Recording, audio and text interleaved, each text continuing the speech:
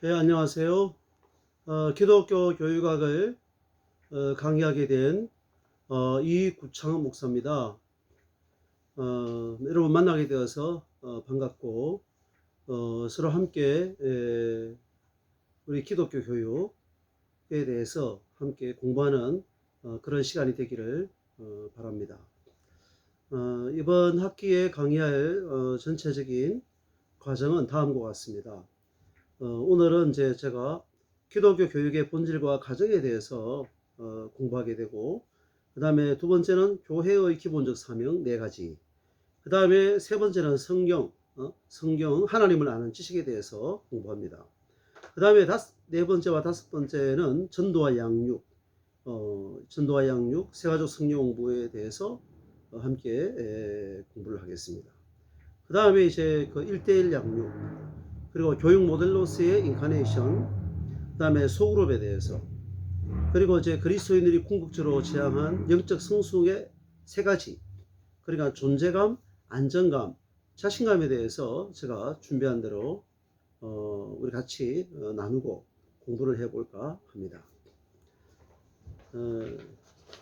코로나19가 이제 3년째 접어들고 있는데 정말로 위기이자 기회인 건 사실이지만은, 그러나 어떻든 우리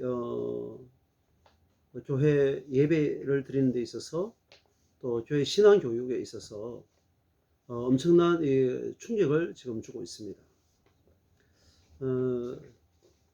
어떻게 보면은 그 이전에도 이 교회 교육, 기독교 교육, 또 가정의 신앙 교육에 어떤 문제가 있었지만, 그러나 그 문제가 분명히 드러나지 않고 내재되어 있었는데, 그러나 이 코로나19를 통해 가지고 어떻게 보면은 이제 오늘날 우리 한국 교회, 우리 교회와 우리 자녀들의 신앙 교육의 이 문제점이 적나라하게 다 드러나 있다, 이렇게 볼 수가 있습니다. 마태복음 22장 32절에 보면은 난 아브라함의 하나님이요 이삭의 하나님이요 야곱의 하나님이라 하는 말씀이 있는데, 물론 이제 하나님은 언약의 하나님, 아브라함을 부르셔서 내 씨로 말미암아 천하 만민이 복을 얻으리라, 이 땅을 너와 내 후손에게 주리라 하신 그 언약의 하나님이 이삭에게, 야곱에게 그 언약을 갱신하시면서 궁극적으로 하나님의 아들 예수 그리스도가 이 땅에 오셨습니다. 자, 이렇게 언약이 신실하신 하나님을 의미하기도 하지만, 또 한편으로 보면은 이 말씀 가운데 어떻게 보면은 이제 3대에 걸친 그 하나님의 그 여호와 경외하는 그 믿음이 전수되어졌다라고도 볼 수 있습니다. 그러니까 아브라함은 할아버지고, 이삭은 아버지고, 그 다음에 야곱은 아들이라는 것이죠. 오늘날 이렇게 할아버지 대, 아버지 대, 그리고 아들 대, 이 3대에 걸쳐서 신앙이 잘 전수되는 가정을 찾아보기가 아주 어렵다는 것입니다. 물론 그 이전에는 교육이 활성화되면서 신앙적 책임과 책무를 대개 부모님들이 교회에 위탁을 했고, 교회가 주일학 교육이나 여러 수련회를 통해 가지고 이제 하나님의 말씀을 가르치고, 또 신앙적 체험의 기회를 가지게 되고 훈련을 했는데, 그러나 이 코로나적 상황이 되다 보니까 집회 자체가 어렵고, 또 모임 자체가 안 되다 보니까 이렇게 교회가 여러 가지 물론 매스미디어라든가 인터넷을 통해서 예배를 드리고 교육을 하지만은, 그러나 이게 지속성과 또 여러 가지 효과성에 있어서 여러 가지 많은 어려움이 있습니다.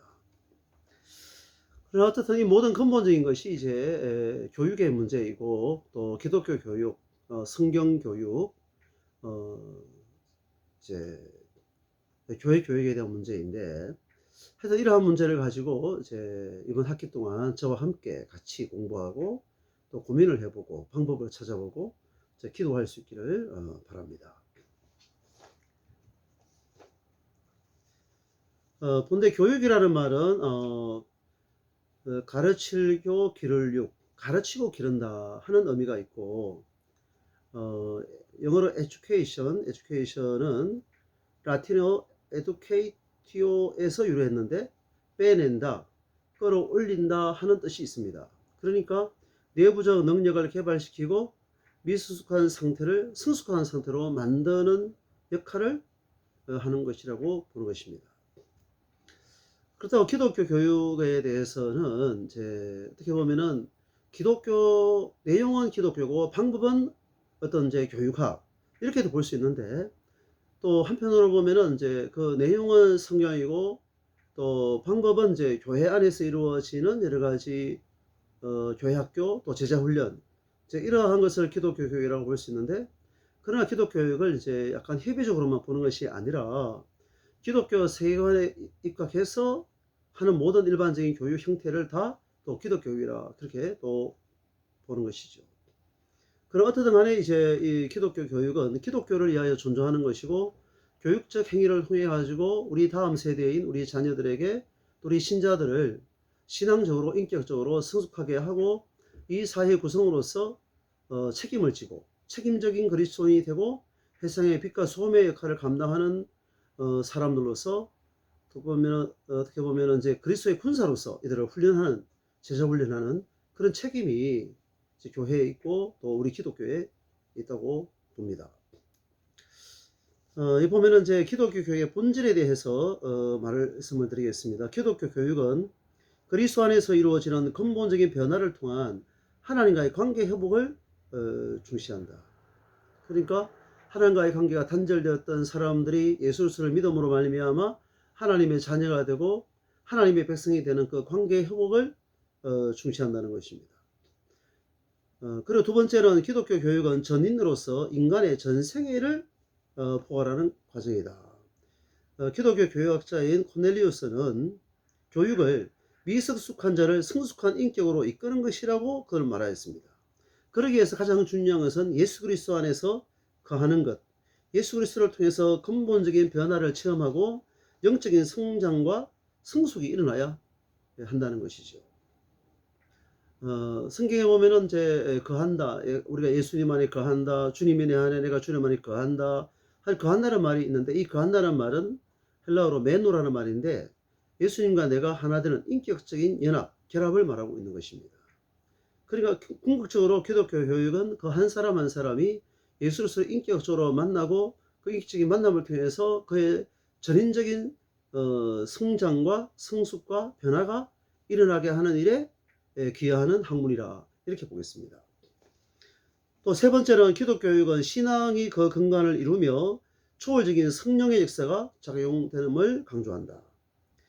여러분, 일반 교육과 기독교 교육이 갈라지는 몇 가지 중요한 그런 지점이 있습니다. 그 가운데 하나가 무엇이냐면은, 일반 교육은 성령의 작동, 성령의 역사하심을 인정하거나 인식하거나 도움을 구하지 않습니다. 그러나 기독교 교육은 가르치는 선생님이나 가르침을 받는 학생이나 그것도 교육이 이루어지는 그 현장인 교실이나 또 여러 가지 교과, 그 가운데 항상 하나님의 성령이, 지혜와 계시의 영을 갖고 계시는 하나님의 성령이 가르치는 자, 가르침을 받는 자, 그 모든 교육 현장과 교육 과정 속에서 이렇게 역사하시는 것을 우리는 인정하고 또 기도를 하고 또 도움을 구하는 교육이 바로 기독교 교육인 것입니다.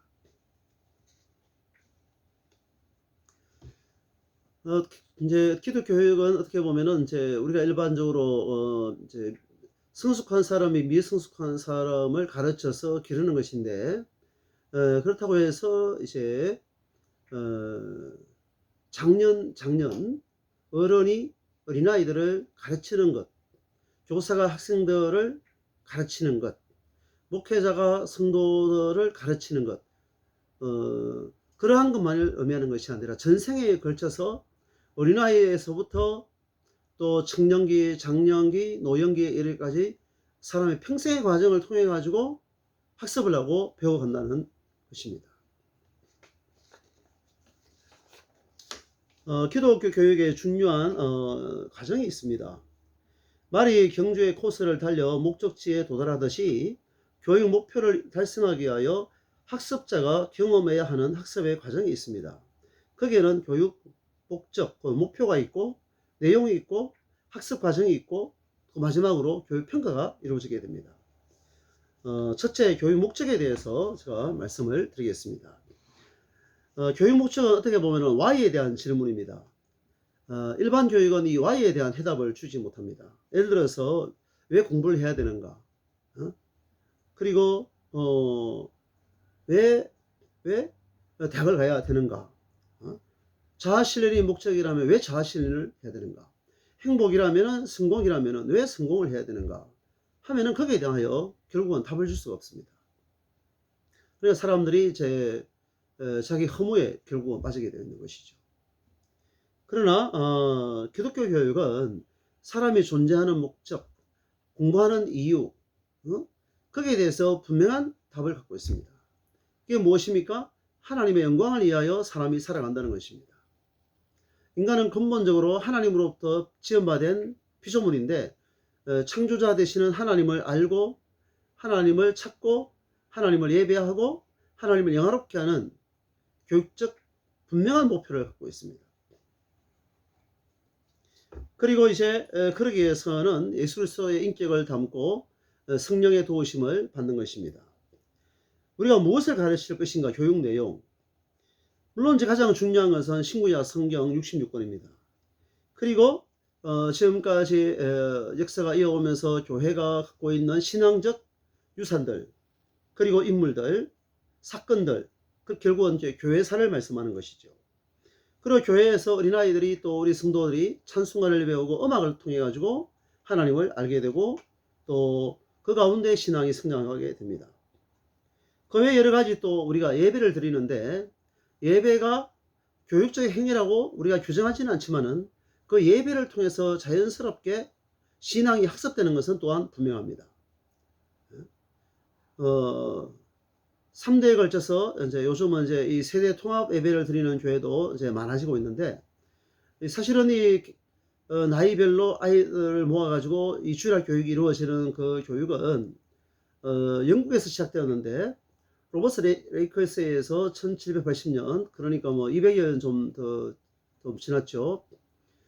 산업혁명이 일어나면서 아이들이 집에서 골목에서 방치되어지고 부모들은 직장을 나가고 그래야 종일토록 아이들이 내버려져 있는 것을 이렇게 이제 골목에서 선데이 스쿨로 모아가지고 성경을 가르치고 또 교회에 모아가지고 예배를 드리고 성경을 가르치는 것이 바로 주일학교의 시발점이 되었습니다. 그러나 지금은 또 이제 여러 가지 한국 교회와 이 사회적 환경 속에서 어린이들이나 학생들을 모아가지고만 여러 가지 커리큘럼을 가지고 공부하는 것 자체가 어려움을 겪는 그런 시대가 되었습니다. 그래서 지금은 이제 이 예배 3대에 걸쳐서 다 같이 모여 예배를 드리고 그 가운데 자연스럽게 신앙이 전승되어지고 전수되어지고 학습되어지고 그러면서 또한 이제 교사들에 의해서 하나님 말씀이 가르쳐지고 확인되어지는 이제 그러한 이제 이 과정을 지금 개발하고 또 적용하는 그 단계에 있다고 보겠습니다. 이렇게 이러한 좋은 교육적 내용을 가지고 어떤 방법을 통해 가지고 우리 아이들에게 올바른 신앙 교육을 할 것인가? 교회 안에 여러 가지 이제 모임이 있고 방법이 있는데 아까 말씀드린 것처럼 대그룹 모임, 전체 성도들이 할아버지, 할머니, 아버지, 어머니, 아들, 딸 3대에 걸쳐서 예배를 드리는 그 가운데 자연스럽게 우리가 믿는 신앙의 도리와 가치와 간섭과 전통이 자녀들에게 전수되어진다는 것이죠. 다시 말씀드려서 예배가 교육이라고 단정을 짓지는 않지만 정의하지는 않지만은 예배의 그런 그 현장, 예배의 경험을 통해 가지고 자연스럽게 부모님들이 가지고 있는 그 신앙이 예배를 드리는 거, 기도를 드리는 거, 헌금을 하는 거, 말씀을 듣고 또 배우는 거 이런 것들이 자연스럽게 학습이 된다는 것이죠. 어떻게 보면 이것이 훨씬 더 우리 아이들이 늙어도 그 하나님을 떠나지 않는 데 있어서 큰 신앙의 자양분이 될 수가 있습니다. 그래서 어떤 교회 안에서 전체 대그룹 모임이 있고 소그룹 모임이 있고 또 1:1 양육을 통해 가지고 이제 교육적 행위가 이루어지게 됩니다. 그러니까 주일날 예배를 드리고 또 뭐 셀 모임이라든가 구역 예배라든가 분방 공부라든가 이러한 어떤 소그룹 모임이 있고 그 다음에 이제 선생님과 학생, 목사와 성도, 또 리더와 멤버들 한 사람 1:1 그 관계를 통해서 개인적인 격려, 상담, 또 이 돌봄 이런 걸 통해 가지고 그 한 사람 한 사람이 그 신앙이 이렇게 성장이 되어지고 하나님을 알게 되는 것입니다.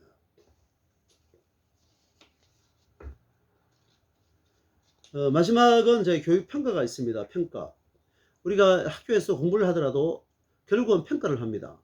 그 평가는 이제 크게 형성적 평가가 있고 통합적 평가가 있는데, 교회를 다니고 우리가 이렇게 신앙 교육을 해서 어떤 평가를 한다는 것은 사실은 상당히 어렵습니다. 그렇지만 이제 예수님께서도 말씀하신 것처럼 나무는 열매를 통해서 안다 이렇게 말씀하시거든요. 그러니까 성경에 보면은 예를 들어서 성령의 열매가 있고 빛의 열매가 있고 전도의 열매가 있는데, 그 열매를 통해서 그 신앙의 성장과 성숙을 일정하게 판단하고 분별할 수가 있는 것이죠. 물론 이제 전통적으로 한국 교회가 그 사람의 신앙이 성장했을 때에 주일 성수를 잘하고, 그다음에 11조를 좀 더 성실히 하고, 또 새벽 예배를 새벽 기도회를 나온다든가 또 전도를 한다든가 이런 것도 분명한 그 사람의 성장과 성숙과 변화라고 봐도 그건 사실은 상당히 객관적인 증거가 될 수가 있습니다. 그러나 한 가지만 가지고 사람의 그 어떤 이제 전인적인 변화와 성숙을 다 판단하고 평가하는 것은 아주 어렵습니다. 그래서 제가 이제 이러한 질문을 만들어 봤어요. 모든 삶의 영역에서 예수 그리스도의 주 되심을 인정하고 있는가? 성령의 충만을 받고 제자 삼는 사역에 열매가 있는가? 그들이 속한 가정, 교회, 사회에서 선한 영향을 끼치고 있는가? 그리고 또한 세계 선교의 비전을 소유하고 참여하고 있는가? 하는 것을 가지고 그 사람의 신앙 성장과 성숙을 일정하게 판단하고 평가를 할 수가 있다는 것이죠. 물론 과거에는 제가 조금 전에 말씀드린 것처럼 주일날 성실히 예배에 참여한다든가 11조를 잘 드린다든가 새벽 기도를 나온다든가 봉사를 한다든가 전도를 한다든가 이런 걸 통해서도 일정하게 그 사람의 신앙적 헌신과 성숙도를 판단할 수 있는 것은 분명합니다. 그러나 우리가 하나님을 믿는 신앙의 세계가 종교적인 영역, 영적인 세계, 교회 안에만 가두어둘 수 있는 것은 또한 아닙니다. 그래서 우리 그리스도인들이 세상적 삶을 살아가는 데 있어서 전 영역, 그러니까 가정에서 또 우리 교회 생활에서 또 학교 직장 생활에서 거기에서 하나님의 영광을 위하여 살아야 되는 것이고, 또 선한 영향력을 드러내는 것이 그 사람의 진정한 성장과 성숙이라고 그렇게 볼 수가 있습니다.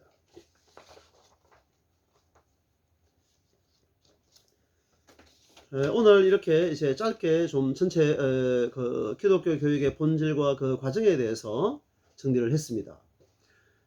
저수지의 물이 도랑 파는 대로 흘러가듯이 사람은 교육받은 대로 사고하고 행동합니다. 교육이 만능이지는 않지만은 그러나 교육적 기능을 통해서 한 사람이 누구를 만나고 또 무엇을 알고 어떠한 어떤 이 신념, 가치체계, 때로는 어떤 이데올로기를 할까요? 이데올로기를 가지느냐에 따라서 그 사람이 살아가는 삶의 향방과 삶의 방식은 엄청난 차이가 있다는 것입니다. 그리고 한 사람이 성장할 때는 부모의 일단은 양육과 훈육이 가장 큰 영향을 끼치고, 또 교회에 왔을 때에 영적 지도자들이나 또 주변의 성도들의 격려와 돌봄과 가르침이 주는 영향도 굉장히 크고, 그리고 그 또래 집단과의 관계 속에서 영향을 또 많이 주고받기 때문에 그 관계 속에서도 그 사람의 인격과 또 신앙과 삶의 방식이 습득되어지고 자연스럽게 또 전달이 되어지고 생활이 되어지게 되는 것입니다. 어떠한 이 기독교 교육은 기독교를 알게 하는 것입니다. 기독교 교육은 기독교를 위하여 존재합니다. 반면에 기독교를 알게 하고 기독교를 위하여 존재하는데 그 대상은 누구냐 하면은 사람이라는 거예요. 사람.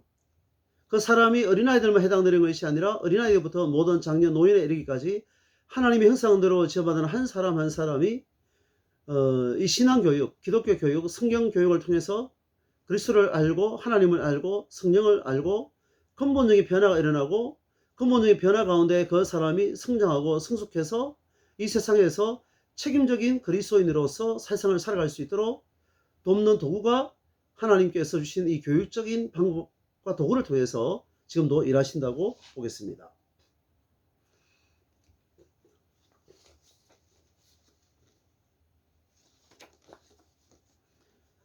예, 오늘은 이렇게 해서 첫 번째 강의를 맺어 짓도록 하겠습니다. 다음 주에 뵙겠습니다. 샬롬.